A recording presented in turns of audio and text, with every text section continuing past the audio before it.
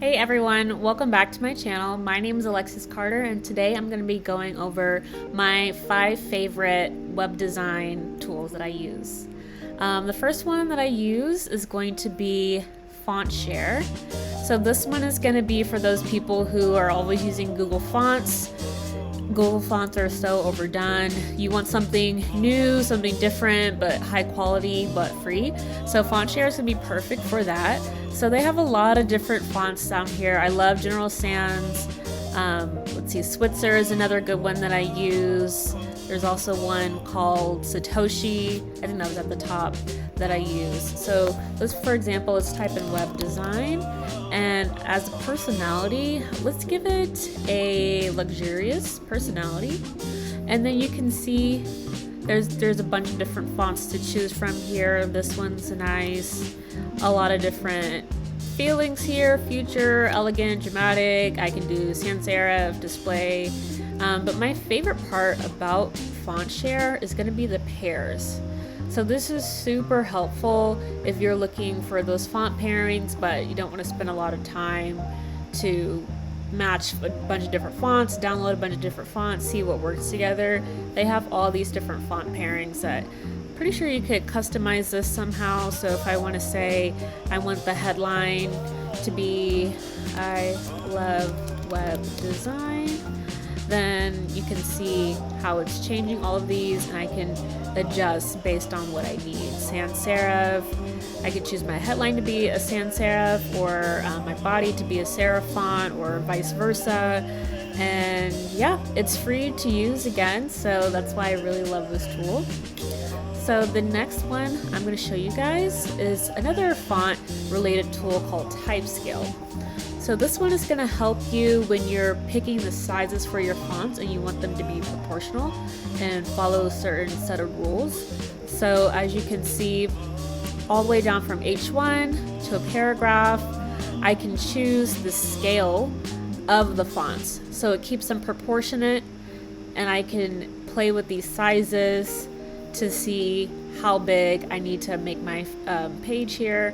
I can even see exactly what a landing page would look like.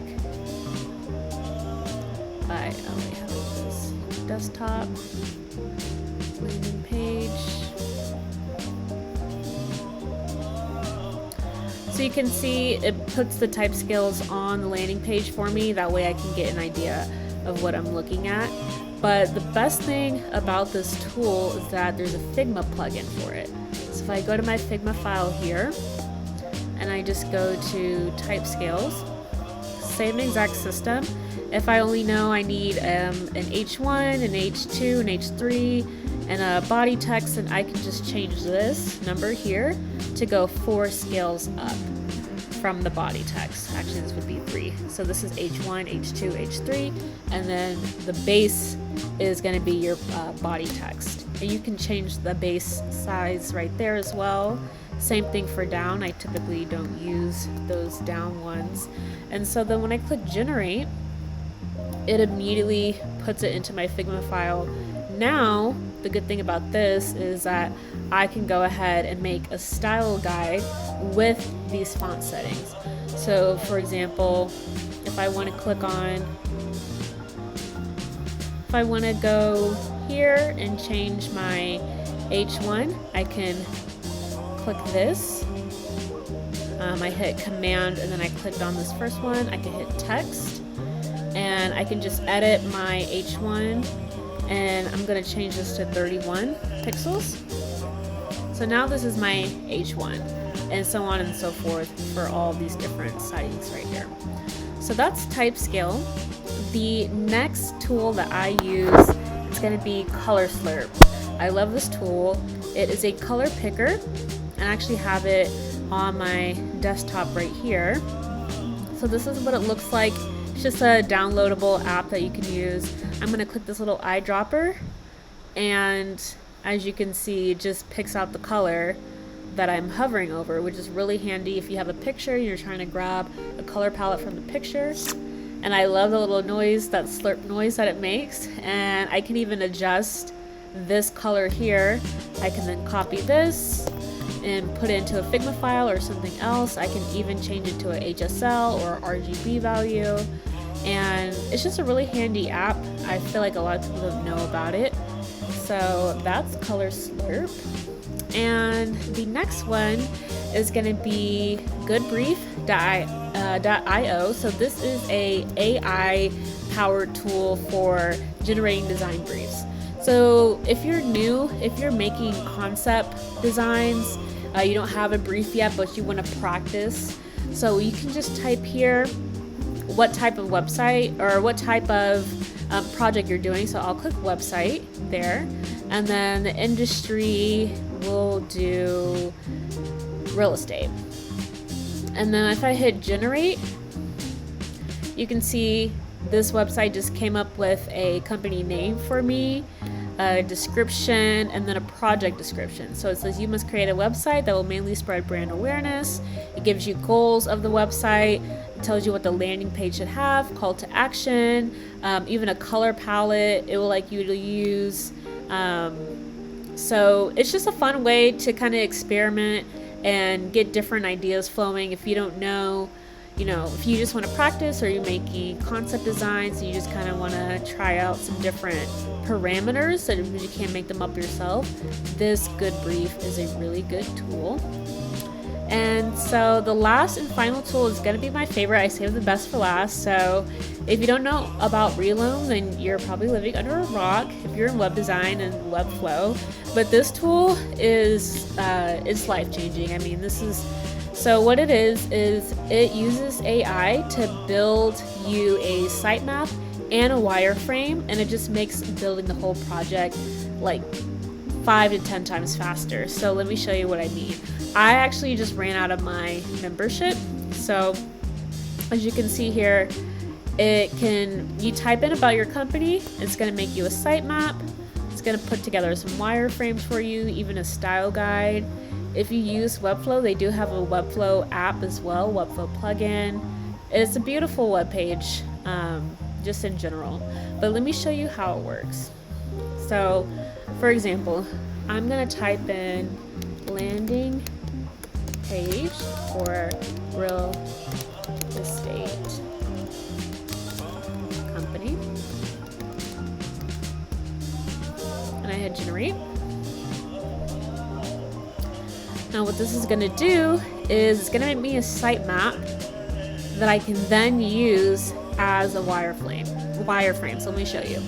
It's giving me a hero section, features, benefits, all the sections that a landing page would have. If I want to switch these, I can. If I want to delete this, I can do that. But then it also goes out and builds the About Us page, the Listings page, the Services page, the Contact Us page, and I can just generate the content for all of these.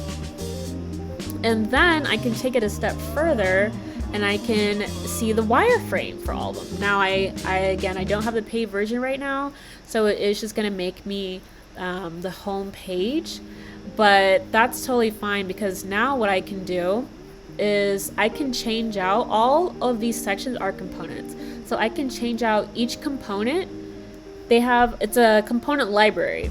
So I can change out this nav. I'm like, okay, I don't really want that nav. I'm gonna need something a little more robust, like this navigation bar. I can go ahead and you can see how it's giving me all of these, it's plugging in like words and copy and things like that, because I said it was a real estate page. So you can see here the copy there. I can click on this, my hero section. If I don't really want this hero section, I can replace content. So let me just go with this hero section. Same thing with here. This is the features section.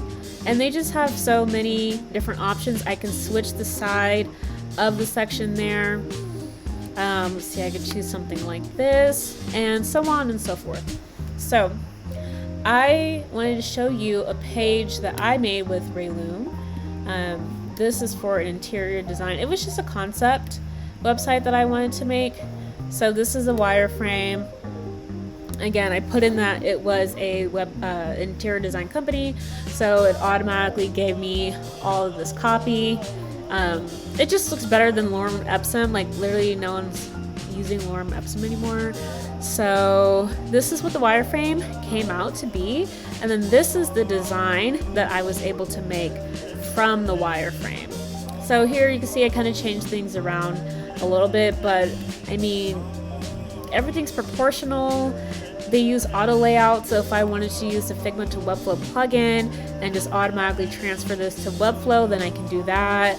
It automatically gives you a page with all these different components that I can change on there.